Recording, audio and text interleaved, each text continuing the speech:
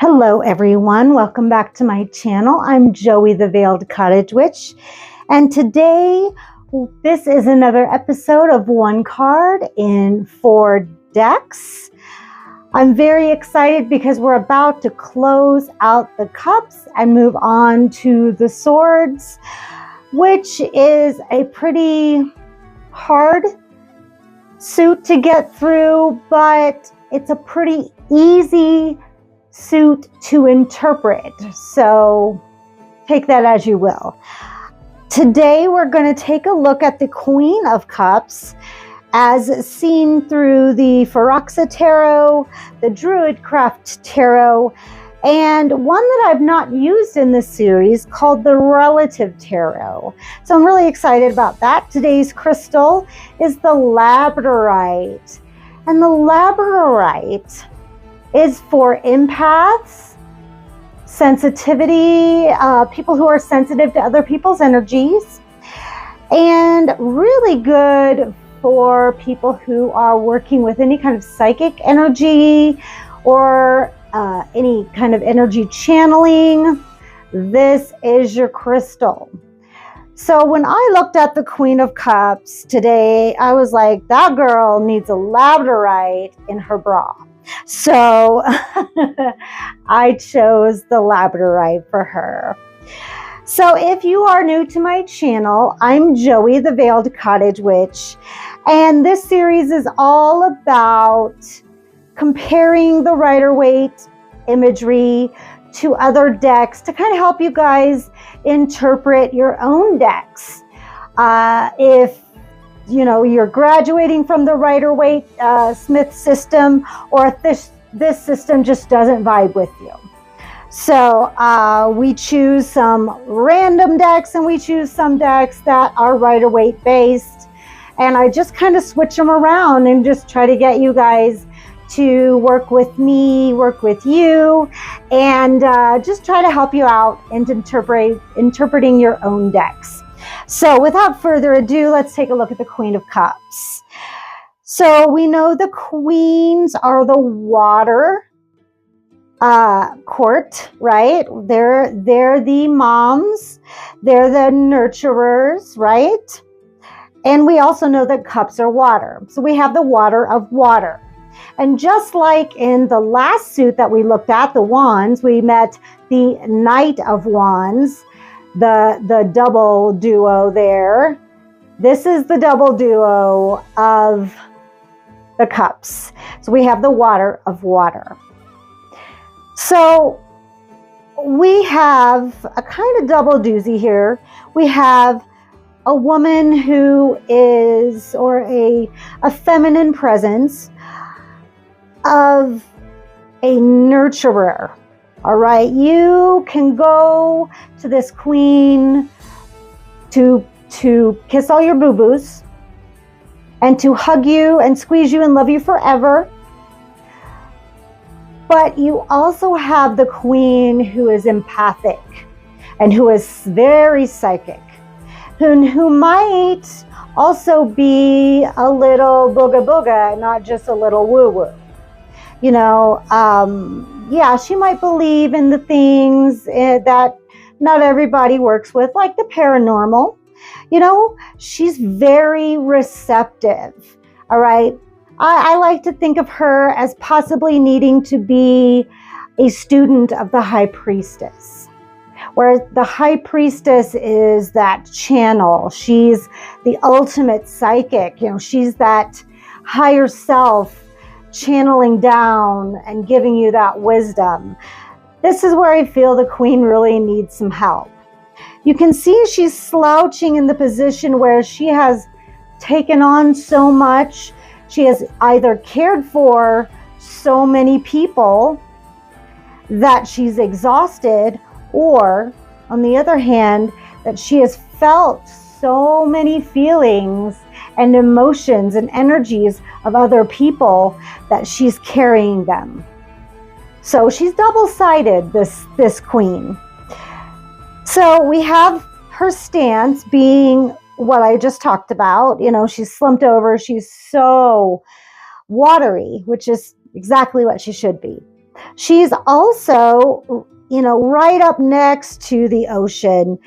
Some cards show her feet actually being in the water. And then we have this cup. So now some see this, there's so many theories out there. So some see this as the Holy Grail. Some see this as the Ark of the Covenant. There's so many theories. Here's mine. I'm going to just share mine. I believe that this is the empath of the tarot. And I believe in my own thoughts that these are where she carries her own thoughts and feelings. She feels other people's feelings all day long coming at her, but she contains her own in this closed and sealed and very protected cup. Take it or leave it. That's what we're going with for the rest of this episode today. So we also have imagery of undines, which are a water elemental. So we have that, and we have a lot of shell, river water, river rocks, stuff like that. Lots of ocean memorabilia, lots of ocean symbols, oceanic symbols. So that is the Queen of Cups. She's a lot, right? She's carrying a lot, and it shows. So let's take a look at the Forhaxa Tarot and what that Queen of Cups looks like. So she's named the Queen of Water, and rightly so. Look at this queen. She's a mermaid. She's huge. Look at the scenery. This is the shore. Look how big she is. Isn't that amazing? I love this card. And as soon as I picked it up, I said, yes, I'm using that one. So just lots of big, fish in the water. That might even be a whale. We've got huge waves coming up over these trees. Now, where is her big cup? I'll tell you where it's at. She's wearing it. It is the pearls around her neck. Hear me out on this. Pearls are only made with tremendous pressure from the oyster, right?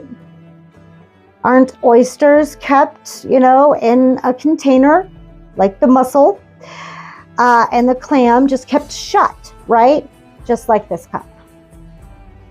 Go with it. So I think that is what she's wearing around her neck. That is what's containing her own thoughts and feelings.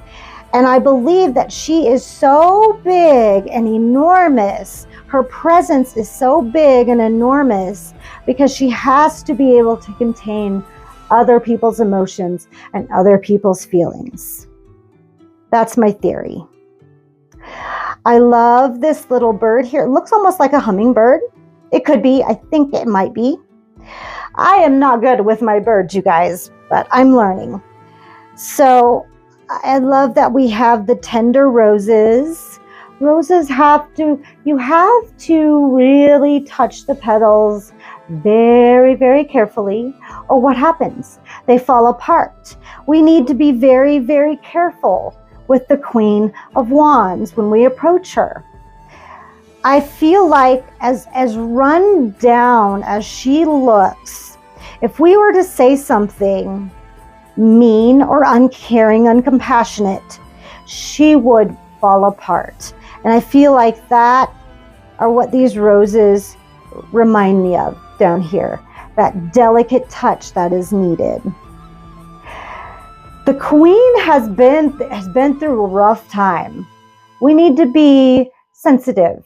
And I'm not saying that we have to, with people like this around our life, around us in our lives. It's not that we have to walk around eggshells, not saying that. But we should respect the state of mind that the Queen of Cups are in our lives. Pick your moments with the Queen of Cups. It's really important because sometimes they will not be capable of hearing you. Even though they want to nurture you, their cup might be empty. Their fuel might be empty, okay? Their tank. Pick your moments with the Queen of Cups in your life, all right? I'm just saying, it's really important. I happen to be married to a Queen of Cups, so and also a Scorpio. So yeah, I have to pick my moments. I can't always just say, hey, you did this and you did that, and you know, I have to feel her out. I have to be delicate. Just a bit of advice there. All right, let's move on to the Druid Craft deck. This queen has the right idea. So she has come off her throne and come all the way into the water. I mean, her feet are all the way into the water. She has her eyes closed. Her cup is open, not closed, and she is taken in the rays of the moon. She is embracing her empathy, her intuition, her need to nourish herself. When the Queen of Cups, I'll caveat this, when the Queen of Cups is reversed, she desperately needs some self-care. Desperately. So that is what this queen is doing right now. She is taking that moment. She knows how full her tank is. And she is filling her cup. She's getting that self-care that she needs. She is not weighted down by everyone's emotions. She is setting them free and filling her cup, replacing that with the wisdom of the moon. Beautiful. You know, just putting these two side by side, it's like, get with it. You know, all right, feel your feelings, but get back up and fill your cup. I feel like this is her during the day and this should be her at night. Yeah? Release all those feelings. And now we get to the Relative Tarot, and this is the one that I haven't brought out in this series yet, but I did do a deck review. So this is our Queen of Cups. We have that closed cup, whether it be the Holy Grail, whether it be the Ark of the Covenant. Now, this screams to me that she has been in the parlor, reading everyone's palms, taking in everyone's energies, maybe done a couple seances, right? She might be booga booga, we don't know. She might just be woo woo, we don't know. If you want to know the difference between woo woo and booga booga, woo woo is energy, you know, reading tarot, maybe even reading fortunes in a crystal ball. But booga booga is working with ghosts and maybe even demons and haunted things, and I don't do that. So that's woo-woo versus booga booga. Now you know. That's my personal definition. That is not, you know, straight across the board. That's just how I define things. So, so she looks so beat.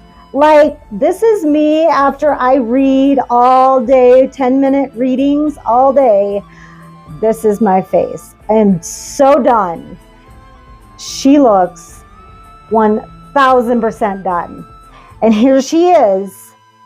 She needs to cleanse that cup. She's done with it. She's like, this is, I feel like where this contains all this queen's thoughts and emotions, she's containing everybody else's thoughts and emotions in here. And she is ready to go pour that out back, do a smoke cleanse, whatever she's got to do, and to, go get rid of that out back in a creek down the river. Like, she needs to be totally done with it. But isn't that funny when you look at it side by side? Just the difference in expression. You know, she's like, please don't ask me to do one more reading. Please, just God, don't. But she looks more, and I don't mean this in a derogatory way, but she looks like she has allowed people to treat her almost like a doormat. And this one's just a little bit more sassier. She's like, don't bother me anymore. I'm done. Don't ask. I'm done. And, you know, I just feel like the way that this queen was drawn, she just has no choice. And as we get further into these more modern decks, I feel like the Queen of Cups now has a choice. So you can see kind of the evolution of more modern decks, that they have the choice, you know, to, maybe it's because I'm an empath myself. I kind of understand what's going on in the heads of these queens. But yeah, I have been this woman, and I have been this woman, and I was this woman a long time, and then I decided to finally be this woman. So this has been kind of like a personal journey for me. So forgive the overshare. All right. So this was the Queen of Cups as seen through the Rider-Waite Smith, through the Forhaxa Tarot, through the Druid Craft, and through the Relative Tarot, and also through my own opinions and thoughts. So leave your comments below how you interpret your Queen of Cups. And please visit my website to book a 30-minute or a 60-minute reading. You can also sign up for consultations for energy work, or you can request a class or a workshop. If you do browse my herbal shop, you can enter the code word veiled in all caps to get free shipping. And that's about it. I hope you enjoyed. Please hit that like and subscribe if you want to see more. You can also go back and start at the Ace of Wands to get the whole series. I will end up doing one more this week, and then I'm on vacation for the next week, so I'll have a week off, and then we will start with the swords. And that's it. Live your best life and live for yourself, and I'll see you on the next one.